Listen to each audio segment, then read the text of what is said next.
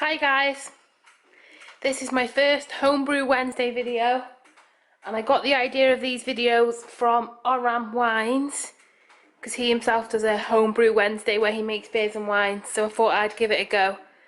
So today I'm going to be using up this surplus melon which I bought about a week ago and I didn't end up eating it, so I'm going to use it to make a wine, and I don't think there's enough fruit in it. So I'm going to add in some of my strawberries, which are from the allotment, which have been in the freezer all winter, and they need to get used up ready for this year's harvest. What I do is cut up my watermelon, and what I want to do is just get all the red part and leave the skin off. So the red is where all the sugar is, the juices, kind of thing. So I'm just going to get a knife, I'm just going to cut that up and put it in my bucket.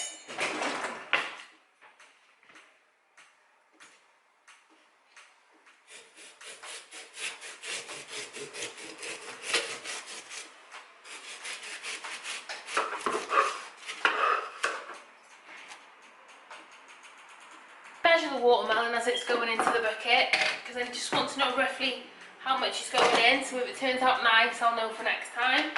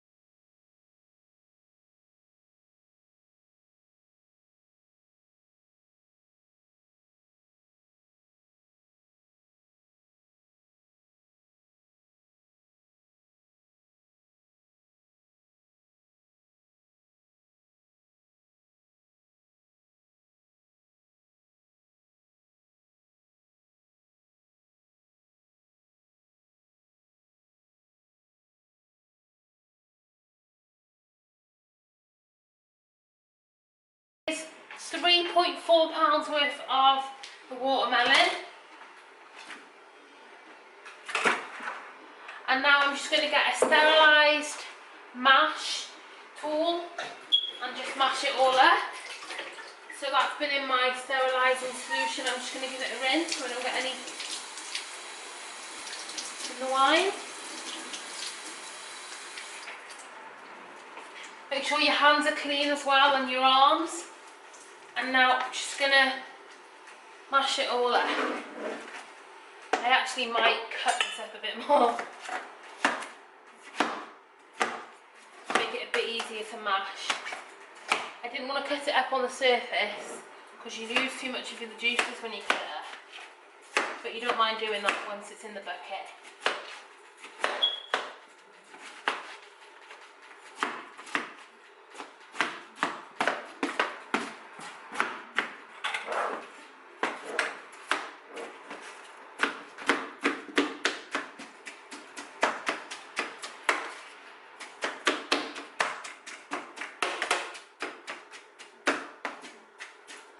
So you can see how juicy it is. And I'm just going to keep mashing until it's literally like a smoothie. I have all the watermelon.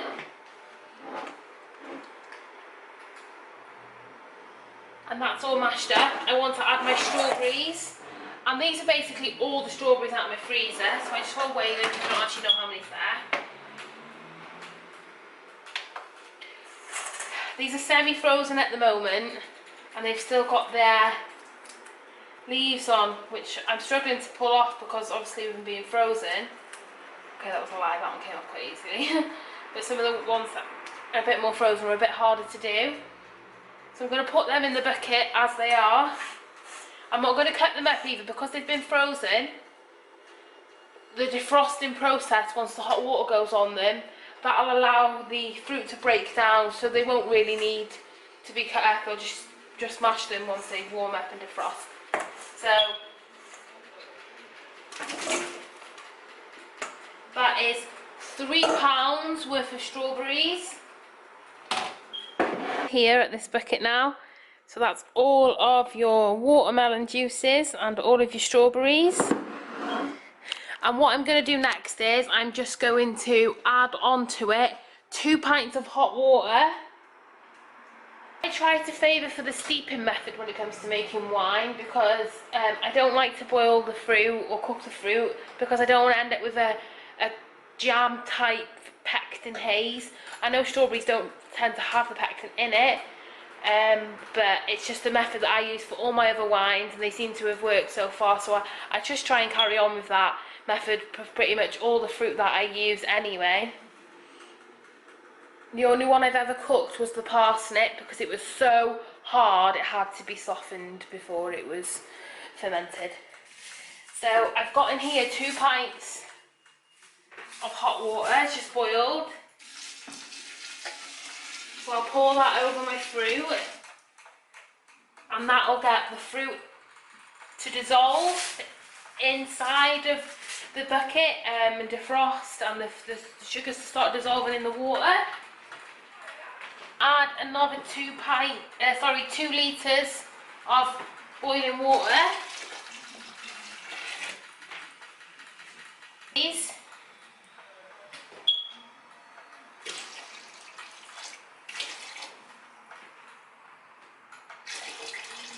And then another litre.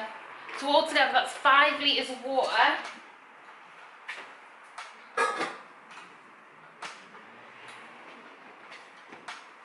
So 5 litres is about 1 gallon. So this will make about 1 gallon's worth of wine.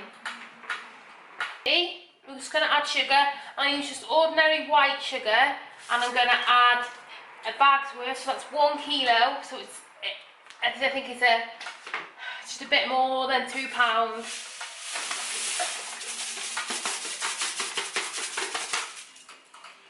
And then with my sterilised stirrer, so this is just a plastic one, try not to use metal.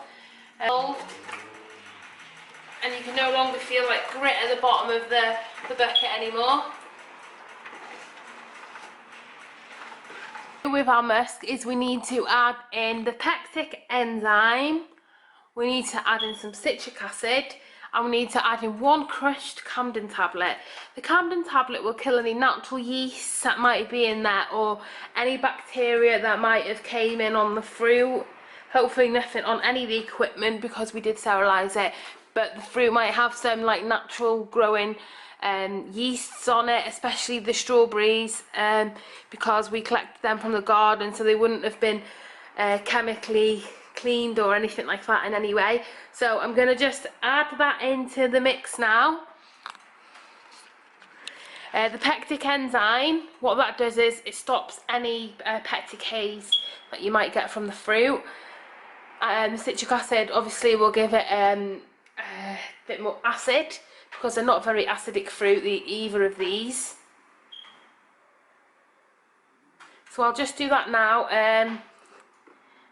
This is sort of, I would say, body temperature now, not quite room temperature. So it's the sort of, this is the sort of temperature you want to do. It's the Young's CAMPDEN tablets.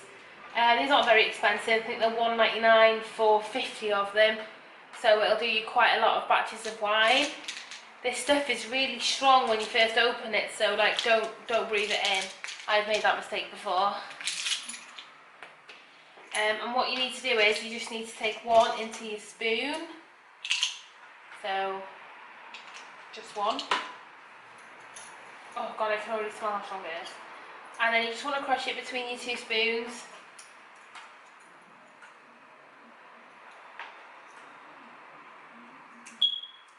Hopefully this will keep everything sterile and stop it from going off. So you want to just dump that in your mix.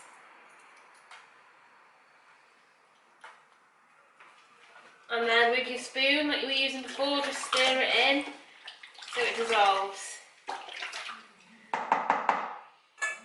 And then next we need to add in the citric acid. Again, this citric acid you can get in homebrew shops, you can get it in like kitchen-y type shops. I think they sell it in Wilkinson's, they sell it in the range. or you can get it in a pharmacy. So this one I've actually got from a pharmacy, and to that I'm only going to add a half a teaspoon, so that's 2/4 of a teaspoon. You can actually use fresh lemon or lemon zest for the same thing. I just don't have any today. And then after that, I'm going to add in the PECTOLASE, which is a pectic enzyme. The PECTOLASE is basically, it prevents the pectic enzymes. With time they would go anyway, but this will just make it easier and quicker for clearing. And this says on it to use 1 level teaspoon per gallon. So even when the recipe doesn't really call for it, I almost always use it just so, you know, you just make sure does it what you want it to do. And again, this was quite cheap. It was only £1.19, so it's really worth getting from a place called Sturmat, which is here in North Wales, which has very good homebrew equipment. So I'm just going to stir that in now.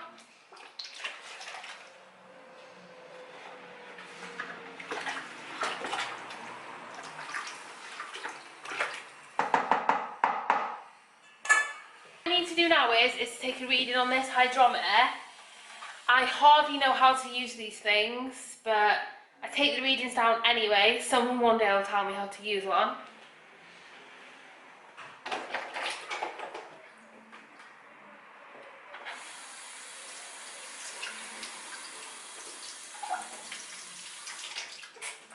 So you can do this reading in a trial jar, but I'm just going to put it straight in the bucket.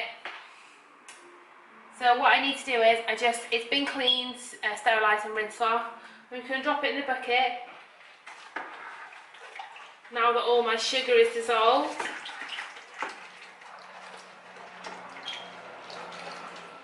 Just give it a quick stir and then spin it.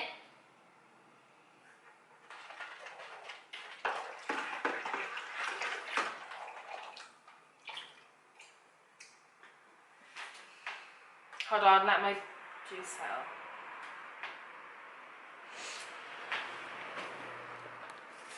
What we do on day one when we start making the wines, we can't pitch the yeast today because we have to wait for the CAMPDEN tablet to do what it needs to do, and it'll usually do that for like the first 24 hours, and then after that we can pitch the yeast and the yeast nutrient. So for now I'll just leave this to come to room temperature because the yeast obviously will work better at room temperature as well. Yeah, that's the end of this part of the video really, and then I'll just give you a quick look so you can see what it looks like. Leave the mixture with the yeast on top for a few minutes, and then we'll stir it in and leave it in a warm place for 5 days. Stirring it every day if possible with a sterilised spoon to add oxygen to the yeast to help it work better. We're on day 7 of the wine making, and this is the watermelon strawberry wine. As you can see, it's all fermented down and the fruit is all sunk to the bottom and left just the seeds floating on the top.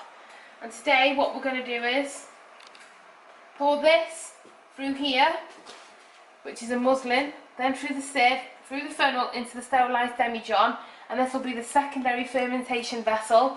So in this one you don't want to fill it too high, you want to leave a little bit of a gap just in case it bubbles up. So the easiest way to do it is to just lift the bucket and just pour it through slowly. And as it's going through, it'll aerate it a little bit, which isn't a problem at this stage because you want to try and get as much of that carbon dioxide out of it as you can. Oh.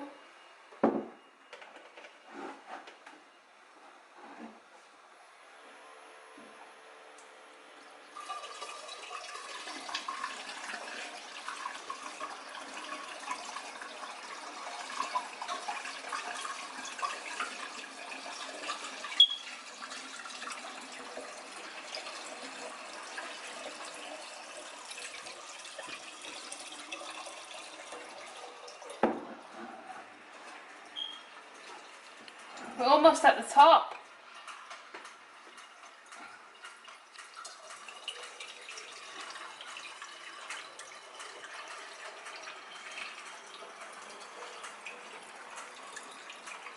So that's about as high as I like to fill it. Just because, oh, if you go too high, so it's probably a bit too high. You do have to be careful in case this does bubble up, because it is still fermenting. Because it is a bit too high. There you go. You just want to fill it up to that crease in the neck. And then what you do then is you get your sterilised bung and airlock. Fill this with sterilising solution. And then you just want to put that in the top. Nice and tight. And then we'll leave this now for about a month at about 18 degrees if possible. Don't let any oxygen get to this, so don't be tempted to open it. Leave it like this because oxygen at this point is bad for the wine. And then what will happen is it will slowly begin to clear, and then there'll be a bit of sediment at the bottom, and then we'll rack it again, and we'll keep racking it, but that's another video.